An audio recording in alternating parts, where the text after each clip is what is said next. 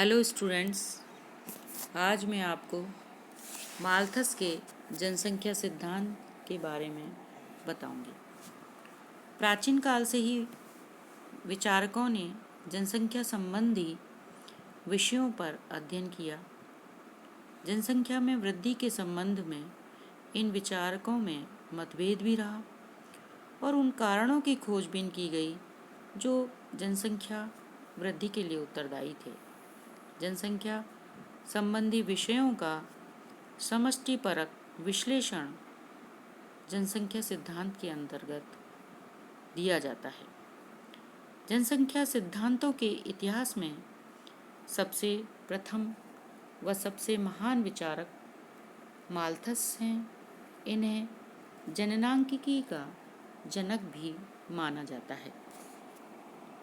परिचय: Thomas Robert Malthus का जन्म 14 फरवरी 1766 को हुआ।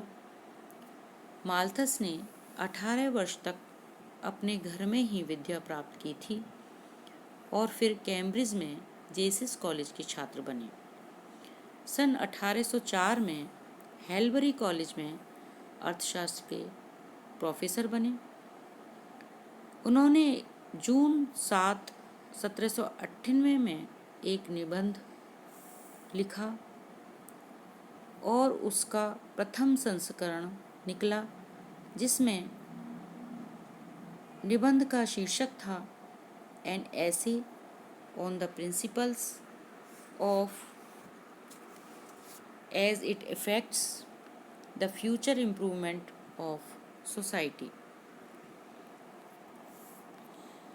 सिद्धांत: माल्थस ने 1798 में जनसंख्या के सिद्धांत पर जो लेख लिखा था, उसमें उन्होंने जनसंख्या संबंधी सिद्धांत का प्रतिपादन किया। उन्होंने यूरोपीय देशों की बढ़ती हुई जनसंख्या तथा इससे उत्पन्न दुष्परिणामों से आतंकित होकर जिस जनसंख्या विचार का प्रतिपादन किया, उसे ही माल्थस का जनसंख्या सिद्धांत कहा जाता है। यह सिद्धांत कुछ मान्यताओं पर आधारित है। नंबर 1, मानव की संतान उत्पन्न करने की क्षमता अपरिमित है। नंबर 2, कृषि में उत्पत्ति ह्रास नियम क्रियाशील होता है। नंबर 3, मनुष्य के जीवन निर्वाह व अस्तित्व की रक्षा के लिए खाद्य सामग्री अनिवार्य है। सिद्धांत के प्रमुख तत्व: माल्थस के जनसंख्या सिद्धांत की हम कई शीर्षकों से व्याख्या कर सकते हैं।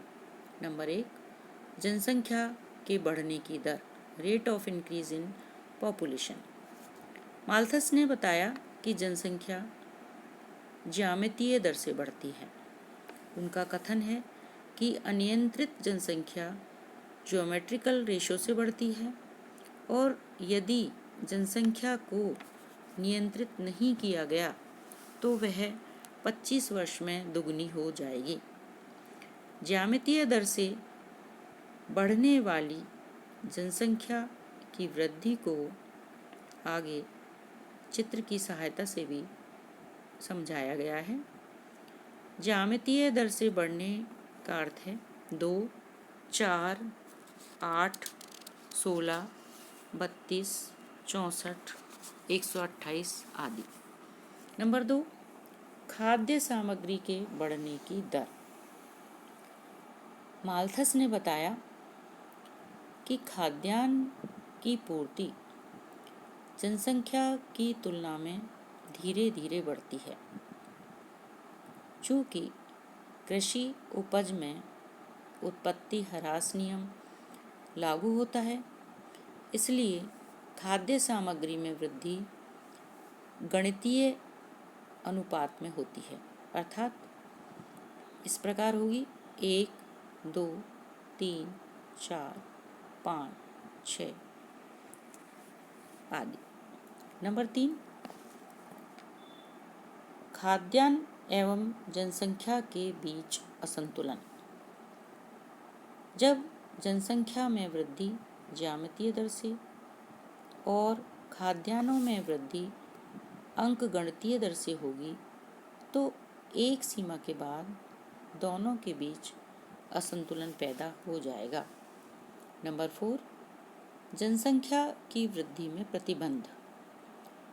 माल्थस ने जनसंख्या नियंत्रण के 2 प्रकार के प्रतिबंधों का उल्लेख किया।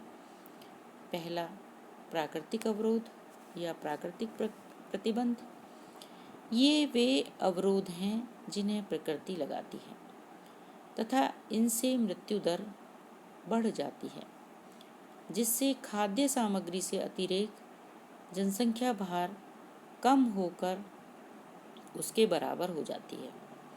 इन अवरोधों में युद्ध, बीमारी, अकाल, भूकंप, अतिवृष्टि, बाढ़ आदि अनेकानेक प्राकृतिक प्रकोपों के साथ बच्चों के असंतोषजनक पालन पोषण एवं नागरिक जीवन की अस्वस्थप्रद परिस्थितियों आदि को भी शामिल किया गया है। चित्र में ये सारे अवरोध बताए गए हैं। दूसरा, प्रतिबंधक अवरोध या प्रिवेंटिव चेक्स। माल्थस ने जनसंख्या नियंत्रण का दूसरा प्रतिबंध मानवीय प्रयत्न को माना है। उन्होंने कहा कि चूंकि प्राकृतिक प्रतिबंध मानव के लिए अत्यंत दुखद एवं कष्टप्रद हैं, अतः मनुष्य को प्रिवेंटिव चेक से जनसंख्या पर नियंत्रण बनाए रखना चाहिए।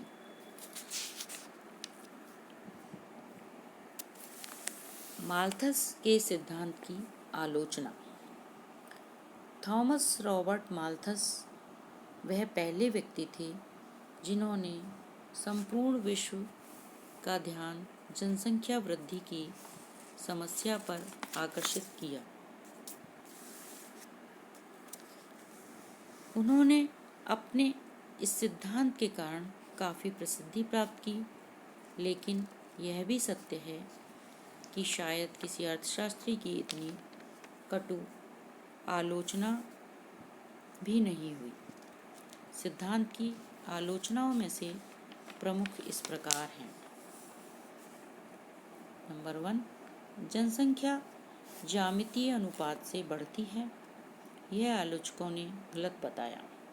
आज के युग में शिक्षा, वैज्ञानिक अनुसंधान तथा उच्च जीवन स्तर को प्राप्त करने की इच्छा से अनेक देशों की जनसंख्या को रोकने में पर्याप्त योगदान दिया है। नंबर 2, जीवन निर्वाह के साधन गणितीय अनुपात में बढ़ते हैं, यह भी ठीक नहीं।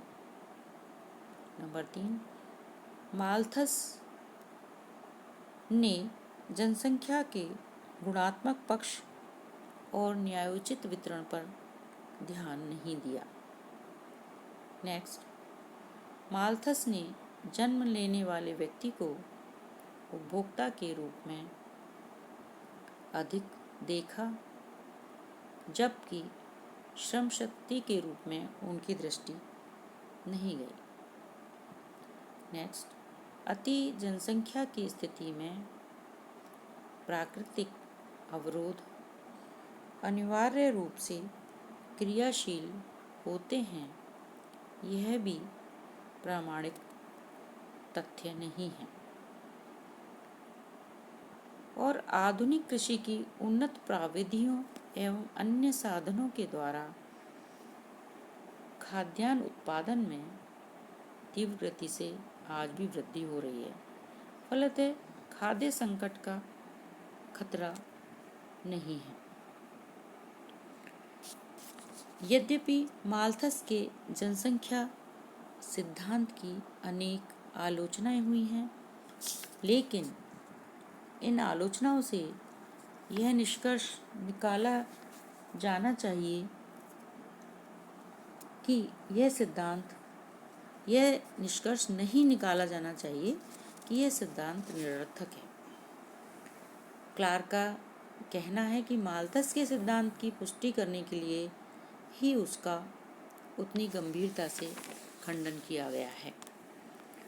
वॉकर ने भी लिखा है कि माल्थस का सिद्धांत अपने चारों ओर होने वाले वाद विवाद के मध्य भी अभेद्य और अजेय रहा है। आधुनिक अर्थशास्त्रियों ने भी माल्थस के सिद्धांत का समर्थन किया है। इस प्रकार माल्थस के सिद्धांत की आज भी सार्थकता है। Thank you.